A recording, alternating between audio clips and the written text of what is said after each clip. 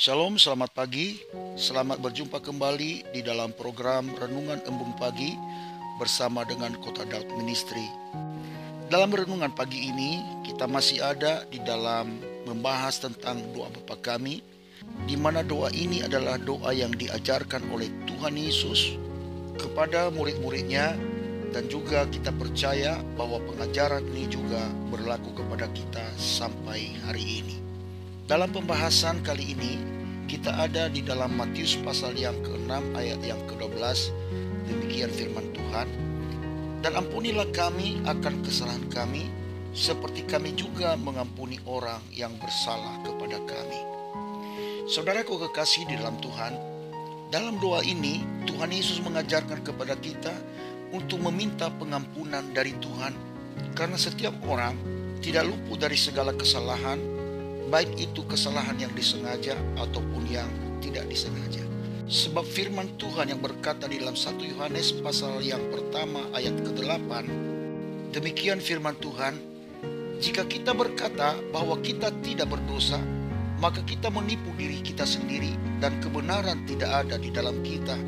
Artinya bahwa manusia itu tidak ada yang sempurna, tidak luput dari segala dosa dan kesalahan. Itulah sebabnya Tuhan Yesus mengajarkan kita untuk meminta pengampunan kepada Tuhan untuk segala dosa dan kesalahan yang kita perbuat. Namun dalam hal ini perlu kita pahami dengan benar bahwa kita diampuni oleh Tuhan bukan karena kita mengampuni orang lain. Sebab pada waktu kita percaya kepada Yesus dan menerima Dia sebagai Tuhan dan Juru Selamat kita, dan percaya kepada pengorbanannya yang telah Ia kerjakan di atas kayu salib, yang telah memperdamaikan kita dengan tubuhnya sendiri. Sebab keselamatan kita bukan karena usaha dan perbuatan baik kita.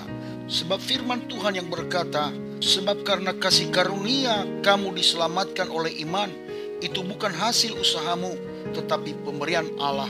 Jadi keselamatan dan pengampunan kita di dalam Tuhan adalah kasih karunia semata di dalam Kristus.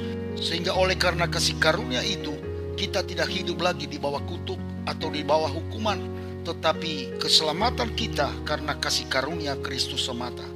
Lalu yang menjadi pertanyaan, kenapa di dalam nats ini mengatakan bahwa dan ampunilah kami akan kesalahan kami, seperti kami juga mengampuni orang yang bersalah kepada kami. Saudaraku, kita mengampuni orang lain adalah bentuk respon kita dari pengampunan yang telah kita terima dari Tuhan. Kita telah menerima pengampunan dari Tuhan secara cuma-cuma oleh karena kasih karunia. Maka kita juga wajib mengampuni orang lain. Karena kita pun dahulu kita sudah berbuat dosa di hadapan Tuhan. Namun oleh karena kasih karunia-Nya Dia berikan kepada kita pengampunan. Dan kasih karunia Kristus itu kita harus mentransformasikan kepada orang lain, kepada orang yang bersalah kepada kita. Sebab kalau kita tidak mau mengampuni orang lain, berarti kita enggak meresponi pengampunan dari Tuhan, sehingga kita masih tetap berdosa. Kerinduan Tuhan bagi kita supaya kita mengampuni, sebagaimana kita menerima pengampunan dari Tuhan, demikian juga kita harus mengampuni orang yang bersalah kepada kita. Saudaraku, di suatu kesempatan Rasul Petrus bertanya kepada Tuhan Yesus, Tuhan, sampai berapa kali aku harus mengampuni saudaraku jika ia berbuat dosa terhadap aku? Sampai 7 kali?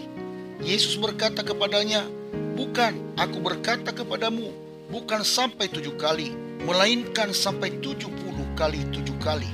Selanjutnya Tuhan Yesus membentangkan sebuah perumpamaan tentang pengampunan. Ia berkata, sebab hal kerajaan sorga seumpama seorang raja yang hendak mengadakan perhitungan dengan hamba-hambanya. Setelah ia mulai mengadakan perhitungan itu, dihadapkanlah kepadanya seorang yang berhutang 10.000 talenta. Tetapi karena orang itu tidak mampu melunaskan hutangnya, raja itu memerintahkan supaya ia dijual beserta anak istrinya dan segala miliknya untuk pembayar hutangnya. Maka sujudlah hamba itu menyembah dia, katanya, sabarlah dahulu, segala hutangku akan kulunaskan. Lalu tergeraklah hati raja itu oleh belas kasihan akan hamba itu, sehingga ia membebaskannya dan menghapuskan hutangnya. Tetapi ketika hamba itu keluar, ia bertemu dengan seorang hamba lain yang berhutang 100 dinar kepadanya. Ia menangkap dan mencekik kawannya itu, katanya, bayar hutangmu. Maka sujudlah kawannya itu untuk memohon kepadanya, sabarlah dahulu, hutangku itu akan kulunaskan. Tetapi ia menolak dan menyerahkan kawannya itu ke dalam penjara sampai dilunaskannya hutangnya. Melihat itu kawan-kawannya yang lain sangat sedih, lalu menyampaikan segala yang terjadi kepada tuan mereka. Raja itu menyuruh memanggil orang itu dan berkata kepadanya, "Hai hamba yang jahat, seluruh hutangmu telah kuhapuskan karena engkau memohonkannya kepadaku. Bukankah engkau pun harus mengasihani kawanmu seperti aku telah mengasihani engkau?" Maka marahlah tuannya itu dan menyerahkannya kepada algojo-algojo sampai ia melunaskan seluruh hutangnya. Maka Bapakku yang di surga akan berbuat demikian juga terhadap kamu, apabila kamu masing-masing tidak mengampuni saudaramu dengan segenap hatimu. Saudaraku, sangat jelas dalam perumpamaan Tuhan Yesus ini bahwa pengampunan itu dimulai dari Tuhan, dan kita melanjutkan pengampunan itu untuk orang lain. Sebab di dalam Matius pasal 6 ayat yang ke-14 berkata, "Karena jikalau kamu mengampuni kesalahan orang, Bapamu yang di surga akan mengampuni kamu juga. Tetapi jikalau kamu tidak mengampuni orang, Bapamu juga tidak akan mengampuni kesalahanmu." Jadi di dalam doa Bapa kami ini mengajarkan kepada kita bahwa apabila kita meminta pengampunan dari Tuhan, kita juga wajib mengampuni orang yang bersalah kepada kita. Saya Pendeta Zaluhu di sini. Saya ucapkan selamat pagi, selamat beraktivitas.